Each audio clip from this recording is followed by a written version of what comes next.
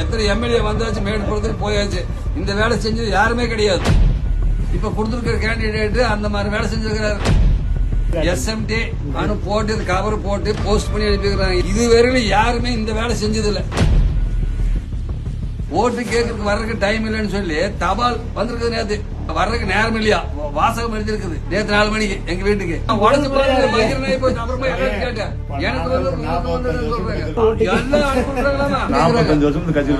எனக்கு தபால். அப்ப இவங்க மக்களுக்கு எப்படி நல்ல சேவை செய்வாரு? இப்பவே இந்த காயத்தை அனுப்பும் போது இவங்களை போய் நாங்க எப்படி இவங்களை பார்த்து குறைக்க முடியும்? எந்த காலத்துக்கு நடக்காது. கேட்டுக்கிட்ட போய் நின்று வர வேண்டியது. அவரெல்லாம் மக்களை சந்திக்கக்கூடிய ஆள் இல்ல.